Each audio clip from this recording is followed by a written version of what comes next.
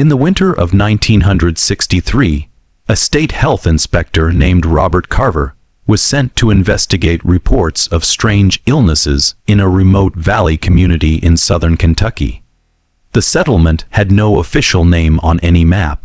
Locals in the nearby town of Harlan simply called it the Hollow. Carver drove his government sedan down a dirt road that seemed to narrow with every mile. Trees pressing in from both sides like the valley itself was trying to swallow him whole. When he finally reached the collection of weathered cabins clustered around a small white church, he noticed something that made his hands tighten on the steering wheel. Every person he saw, from the children playing in the mud to the elderly sitting on porches, looked almost identical. The same narrow set eyes, the same sloped foreheads, the same peculiar way of holding their heads tilted slightly to the left, as if listening to something the rest of us couldn't hear. Carver would later write in his official report, which was sealed by court order for 60 years, that he felt like he'd driven into a house of mirrors where the same face was reflected back at him over and over, with only slight variations in age and gender. What he discovered in that valley would lead to one of the most disturbing cases of isolated inbreeding in American history. A religious sect that had kept itself sealed off from the outside world for over a century, breeding only within 3 original bloodlines until the final generation had begun to look like something that wasn't quite human anymore. Hello everyone. Before we start, make sure to like and subscribe to the channel and leave a comment with where you're from and what time you're watching. That way, YouTube will keep showing you stories just like this one. The community that Robert Carver stumbled upon in 1963 was the end result of an experiment that had begun 113 years earlier, in 1850, when a charismatic preacher named Ezekiel Marsh led 47 followers into the Kentucky mountains with a promise of salvation and a warning of corruption. Marsh was a former Methodist circuit rider who'd become convinced that the outside world had been irreversibly contaminated by sin, that intermarriage with outsiders would poison the bloodlines of the faithful, and that only through absolute isolation and careful breeding within the chosen families could true purity be maintained. He chose 3 families to found his new Eden: the Marshes, led by himself and his 2 brothers; the Coles, a family of 9 including 6 marriageable daughters; and the Henrys, cousins to Marsh who brought skills in farming and carpentry. These 47 souls, spanning 3 surnames and 2 generations, walked into that valley in the spring of 1850 and sealed themselves away from a world they believed was doomed. They had no way of knowing that they were sealing themselves into something far worse than damnation. They were creating a genetic experiment that would run for over a century, producing generation after generation of increasingly damaged children, until the final descendants would barely be recognizable as having come from the same species as their ancestors. Marsh was born in 1809 in Virginia to a family of devout Methodists who believed in signs, prophecies, and the imminent end of the world. By the time he was 30, he'd already buried 2 wives and 5 children, all lost to diseases that swept through the crowded towns and cities of the eastern seaboard. He became convinced that God was punishing humanity for its sins, that cities were modern Babylons where pestilence thrived as divine judgment. When he began preaching about the need for the faithful to separate themselves completely, to create a sealed community where no outside blood would ever corrupt the pure, he found an audience of families who'd suffered similar losses, who wanted to believe there was a way to protect their children from the endless cycle of death that seemed to follow civilization wherever it spread. The 3 families who joined him weren't ignorant people. They were literate, skilled, and deeply religious. They understood biology well enough to know that breeding livestock too closely resulted in weaknesses.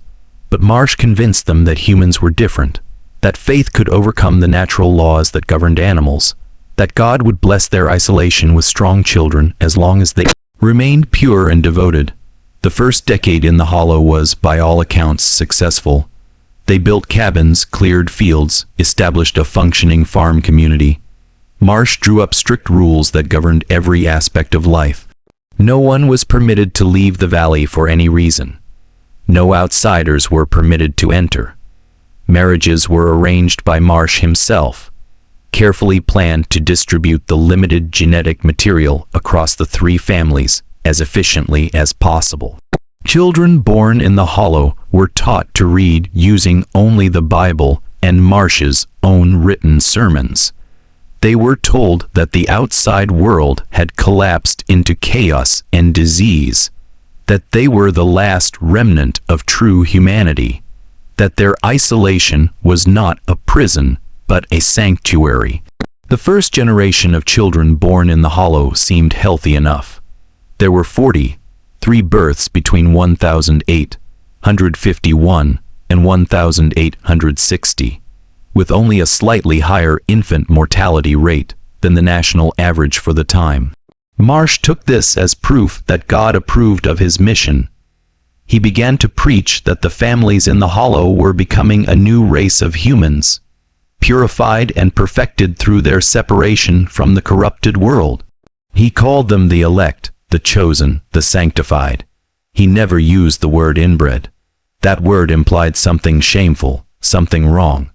In Marsh's theology, what they were doing was sacred refinement. But by the 1870s, cracks were beginning to show. The second generation, children born to parents who were themselves first cousins or closer, began displaying problems that couldn't be ignored or explained away as trials from God. There was an unusually high rate of deafness. Several children were born with extra fingers or toes. One infant was born with its heart on the outside of its chest and lived for 3 agonizing hours before dying. Marsh was in his 60s by then, his absolute authority beginning to waver as parents questioned whether this was truly God's plan or whether they'd made a terrible mistake. But leaving was impossible. The community had structured itself so completely around isolation that they no longer had connections to the outside world, no money, no legal existence. Most importantly, they had internalized Marsh's teaching so deeply that they genuinely feared what would happen if they exposed themselves or their increasingly looking children to outsiders. They'd been told for decades that the world beyond the valley was diseased and dying, that exposure to outsiders would bring death. So they stayed, even as the genetic damage became more obvious with each passing generation, even as their children began to look less and less like the sturdy pioneers who'd first walked into the Hollow, and more like something produced in a laboratory experiment that had gone horribly wrong. Ezekiel Marsh died in 1883, but his doctrine lived on with a fervor that bordered on madness. His son, Ezekiel Jr., took over leadership of the community and proved even more rigid than his father. By the 1880s, the Hollow's population had grown to nearly 200 people, but the genetic pool hadn't expanded at all. Every single person in the valley could trace their lineage back to those original 47 settlers, back to just 3 family names. The mathematics of this were devastating in ways the community either didn't understand or refused to acknowledge. By the third generation, most marriages were between second cousins at best, first cousins commonly, and in several documented cases that would later be discovered through church records, between uncles and nieces or even siblings who'd been separated as children and didn't realize their relationship. The coefficient of inbreeding, a measurement that geneticists use to calculate the probability of inheriting identical gene copies from both parents, was reaching levels typically only seen in laboratory animals bred specifically for genetic research. The physical manifestations became impossible to hide by the turn of the century. A visiting peddler who somehow made it to the Hollow in 1897 before being chased off wrote in his diary, which survives in a Kentucky Historical Society archive, that the children he saw looked like they'd been carved by someone who'd only heard humans described but had never actually seen one. Their eyes were set too close together, giving them an unsettling, predatory appearance. Many had severely protruding jaws that made normal speech difficult. Their heads were often misshapen, either unusually small or with pronounced bulges in strange places. The peddler wrote that he'd seen several children and even adults walking on all fours because their legs hadn't developed properly, crawling through the mud between buildings like animals. Most disturbing to him was the uniformity. Not just family resemblance, but something deeper, as if the same person had been photocopied over and over with slight degradation in quality each time. He fled the hollow that same night, and never returned to that part of Kentucky again. Inside the community, these changes were interpreted through the lens of religious prophecy rather than genetic reality. The increasingly severe birth defects were seen as tests of faith. Children born deaf were said to be blessed because they couldn't hear the devil's whispers. Those born with intellectual disabilities were called innocents, who would enter heaven uncorrupted by knowledge of sin. The growing number of stillbirths and infant deaths were mourned but accepted as God calling his angels home. This theological framework allowed the community to continue the practices that were destroying them, generation after generation, because to stop would be to admit that everything Ezekiel Marsh had taught them was a lie. It would mean acknowledging that they'd sacrificed their children's health and humanity for nothing, that the isolation that defined their entire existence was not only unnecessary, but actively harmful. So they doubled down instead, becoming even more isolated, even more rigid in their beliefs, even more convinced that the outside world's ways were corrupt, and that their suffering was noble. By the 1920s, the average lifespan in the Hollow had dropped to just 37 years. Nearly half of all children died before their 5th birthday. Those who survived to adulthood were often sterile or produced children with such severe disabilities that they couldn't survive. The population, which had peaked at around 200 in 1900, began a slow decline. But still, they didn't leave. Still, they didn't seek outside help. They'd been isolated for 70 years by then. 3 full generations born and raised with no contact with the outside world, except for the rare, terrifying encounter when someone accidentally wandered too close to their valley. To the people of the Hollow, the outside world wasn't just dangerous or sinful anymore. It was completely alien, as foreign and incomprehensible as another planet. They spoke an English dialect that had diverged so much from standard American speech that it was barely intelligible. They practiced rituals and held beliefs that had evolved in complete isolation, free from any external religious or cultural influence. They were, in essence, their own nation, their own tribe, existing in a pocket of time that had split off from the main timeline of American history in 1850, and had been running parallel ever since, growing stranger and more damaged with each passing year. By the time Robert Carver arrived in 1963, the Hollow was dying. The population had dropped to just 83 people, and of those, only 12 were children under the age of 15. This final generation, born in the late 1940s and 1950s, represented the culmination of 113 years of genetic isolation and inbreeding. They were, in the most literal sense, the end of the line. And they looked it. Carver's sealed report, which was finally released in 2023 under Freedom of Information laws, contains descriptions that read like something from a horror novel, but were documented medical observations.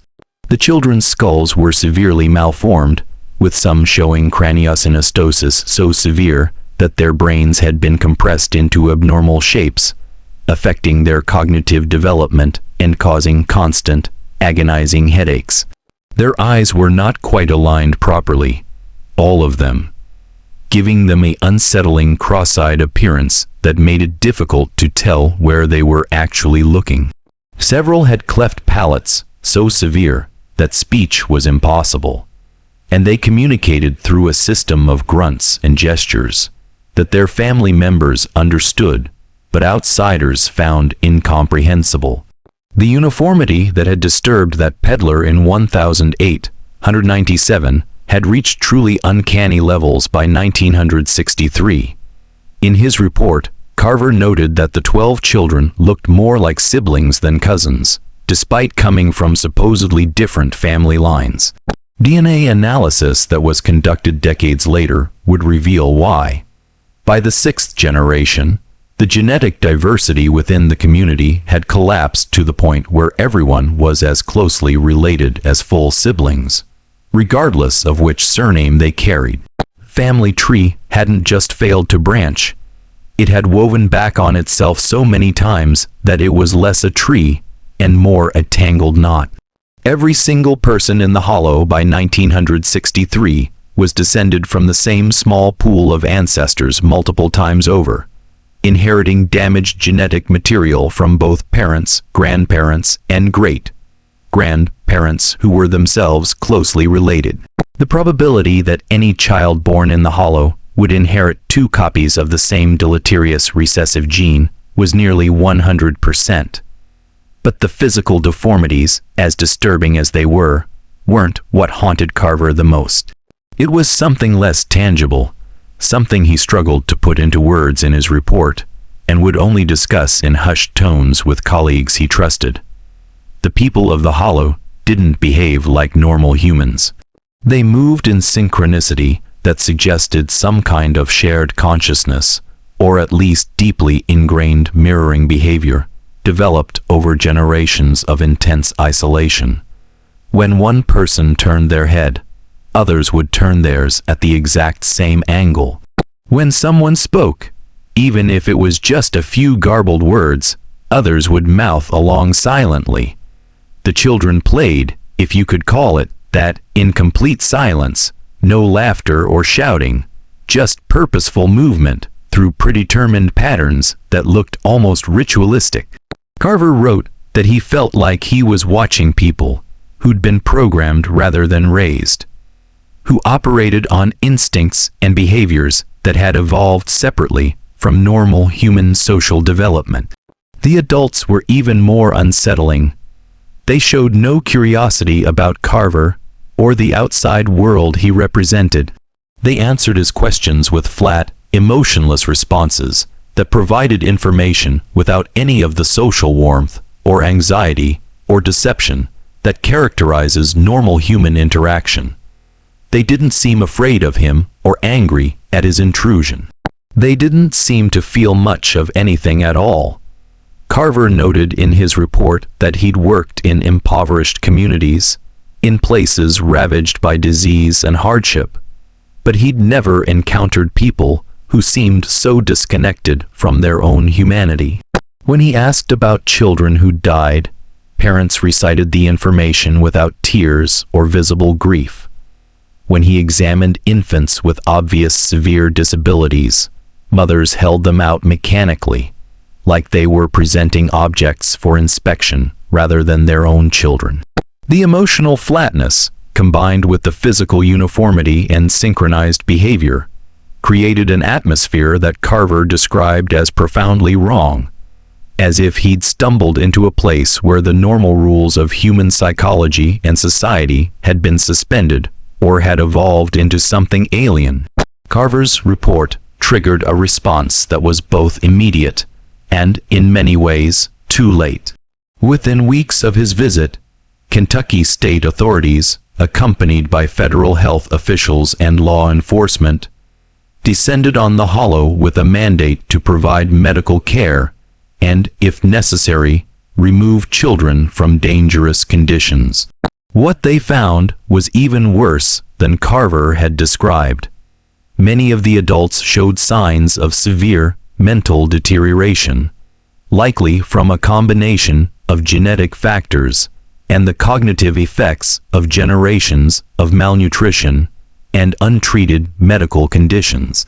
The community's food production had collapsed because there simply weren't enough healthy adults to maintain the farms. People were living on a diet of mostly foraged plants and whatever small game they could trap, leading to multiple vitamin deficiencies that compounded the genetic problems. The cabins were in disrepair, many without proper roofs or walls, offering little protection from Kentucky's harsh winters. It became clear that without intervention, the entire community would likely die within a generation, possibly sooner. The removal of the children became one of the most controversial and traumatic events in Kentucky social services history. The 12 children under 15 were placed in state custody, deemed to be in immediate danger. But the process of removing them revealed just how different these children were from typical abuse or neglect cases.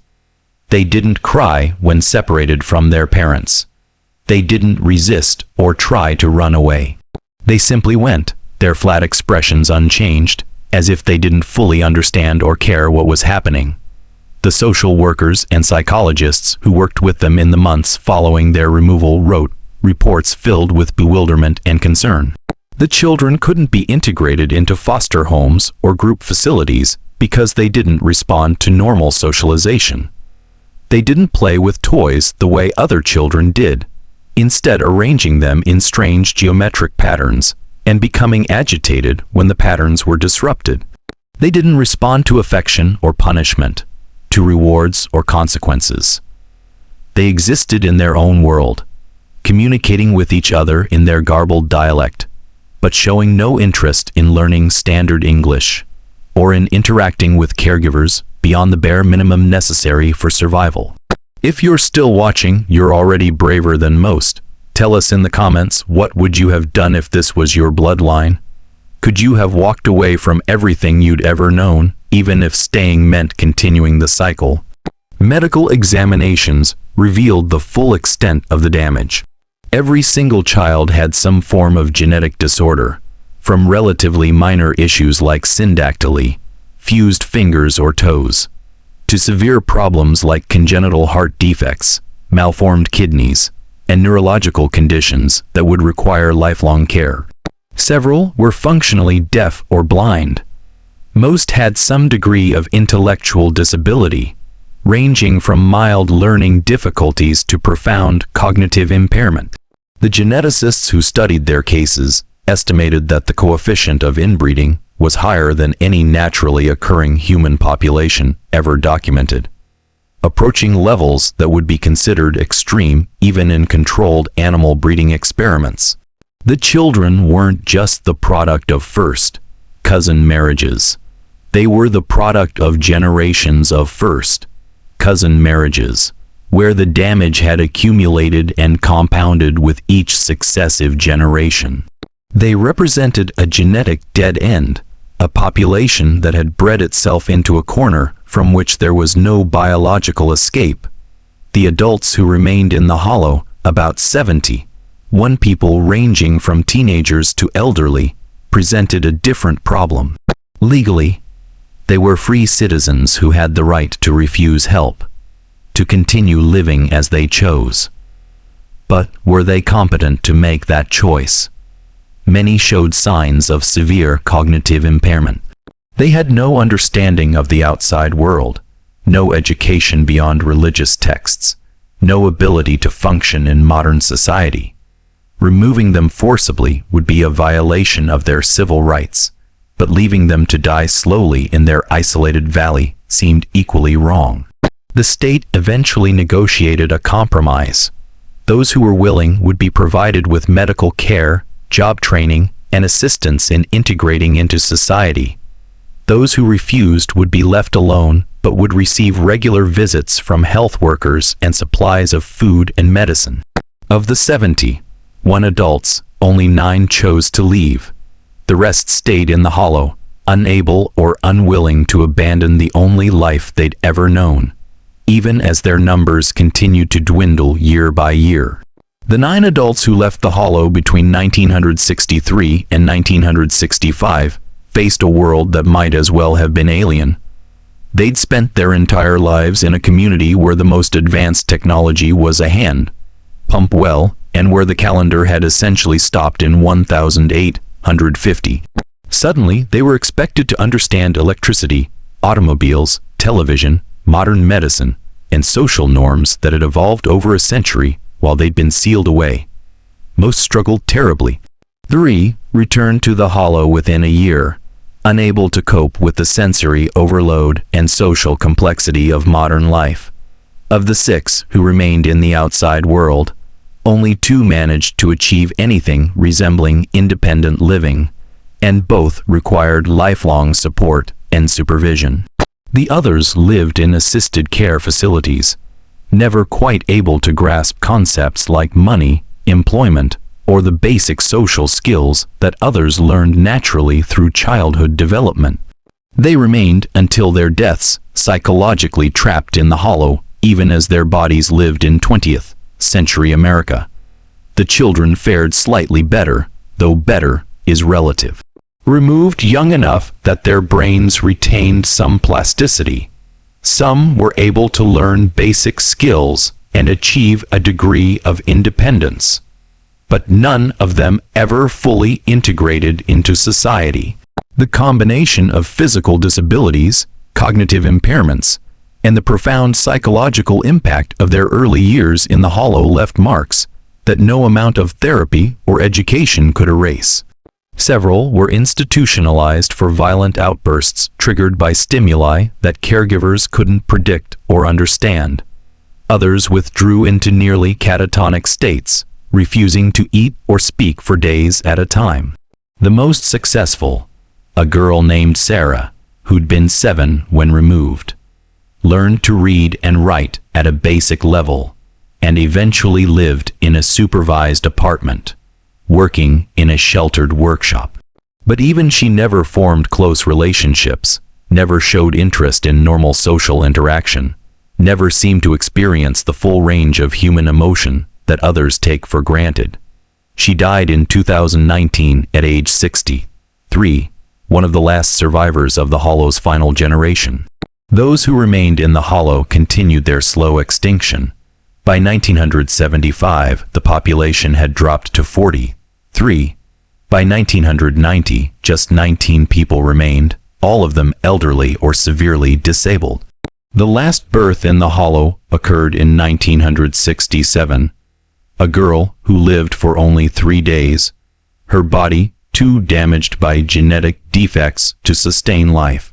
The health workers who visited regularly reported a community that was fading away like a photograph left in sunlight, each visit finding fewer people, those who remained thinner and more deteriorated than before.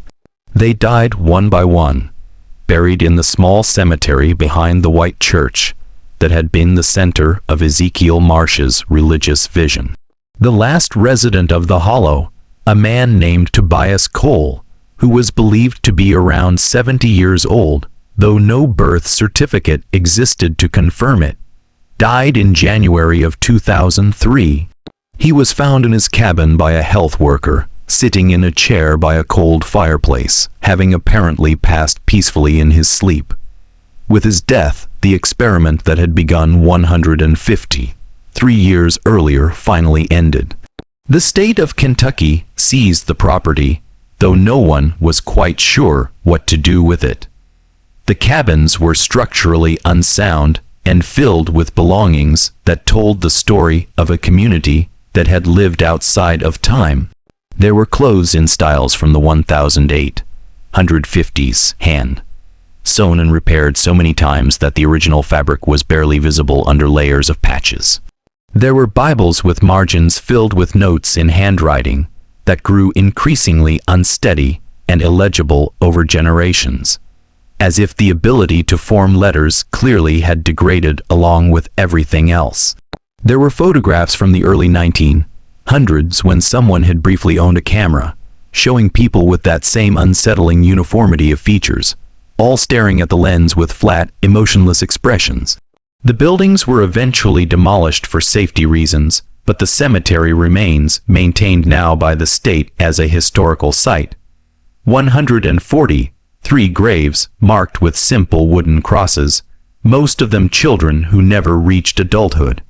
A single stone marker placed by the Kentucky Historical Society tells visitors that this was the site of a religious community that existed from 1850 to 2003. But it doesn't explain what really happened here.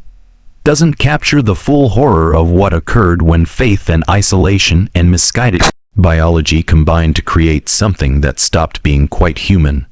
The story of the Hollow raises questions that make us deeply uncomfortable about intervention, autonomy, and the limits of religious freedom.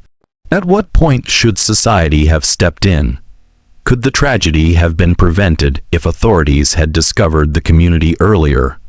Or would intervention have been seen as religious persecution, a violation of the right to live according to one's beliefs? Even in 1963, the decision to remove the children was controversial. Some argued that the state had no right to impose its values on a community that had chosen isolation, that what looked like abuse from the outside might have been simply a different way of life. But how do you balance religious freedom and parental rights against the obvious, documented harm being done to children who had no choice in the matter, who were born into a genetic nightmare created by decisions made generations before they existed? The medical and genetic data collected from the Hollow has been used in research for decades, helping scientists understand the effects of long-term inbreeding in human populations. The community became an unintentional experiment in population genetics, demonstrating what happens when a group isolates itself completely, and the gene pool shrinks to critical levels. The findings have implications for understanding isolated populations around the world, from remote islands to closed religious communities that practice endogamy. But this scientific value comes at an enormous ethical cost. These were real people whose suffering has been reduced to data points, whose lives are now studied in genetics textbooks as cautionary examples. The children born in the final generations didn't choose to be part of an experiment, didn't consent to have their DNA analyzed and their abnormalities documented for posterity. They were victims of a religious ideology that valued purity over health, isolation over survival, and faith over the basic biological reality that humans, like all sexually reproducing species, require genetic diversity to thrive. Perhaps the most disturbing aspect of the Hollow's story is how completely it was hidden for over a century. This wasn't happening in some remote wilderness where no one could possibly have known. It was in Kentucky, in a region that, while rural, was never truly isolated from the rest of the country. People in nearby towns knew something strange was happening in that valley. The peddler who visited in 1897 wrote about it. County officials must have noticed that no births or deaths were being registered, that a community of 200 people existed with no legal or official presence. But no one investigated. No one intervened.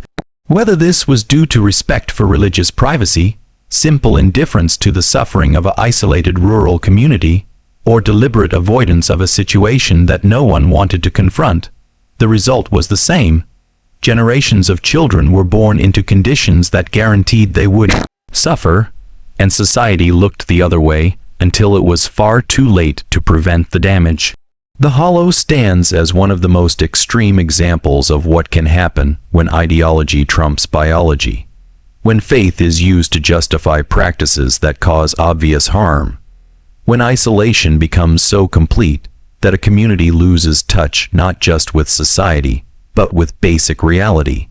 Ezekiel Marsh believed he was creating a paradise, a community of the pure and chosen who would be blessed by God for their separation from the sinful world. Instead, he created a multi-generational nightmare, a genetic experiment that ended with children who barely looked human, who couldn't speak clearly, who couldn't think clearly, who were born suffering and died suffering, all in service of a religious vision that was fundamentally flawed from its inception. The last generation of the Hollow those children that Robert Carver saw in 1963, were the final product of 113 years of accumulated genetic damage. They stopped looking human because, in a very real biological sense, they represented an evolutionary dead end, a branch of humanity that had split off and withered, unable to sustain itself. Their story should haunt us, should make us question how we balance respect for religious freedom and cultural autonomy against the responsibility to protect the vulnerable, especially children who cannot advocate for themselves. If this story has affected you, if it's made you think about the hidden histories that exist in America's remote corners, about the tragedies that occur when communities seal themselves off from oversight and accountability, then leave a comment below. Tell us what you think should have been done differently. Tell us where you draw the line between respecting someone's right to live as they choose and intervening to prevent harm. These are not easy questions, and the story of the Hollow doesn't provide easy answers. But it does provide a warning about what happens when we allow ideology, whether religious or otherwise, to completely override scientific reality and common sense. The graves in that Kentucky cemetery stand as a testament to the cost of that mistake. 140, 3 lives cut short or lived in suffering, all because one man in 1008, 150 believed that isolation and purity mattered more than health, more than happiness, more than the basic biological requirements for human flourishing. Make sure you're subscribed to this channel for more stories like this, hidden histories that reveal uncomfortable truths about America's past. And remember, the most horrifying stories are often the ones that really happened. The ones that show us what humans are capable of doing to each other when they're absolutely certain they're doing the right thing.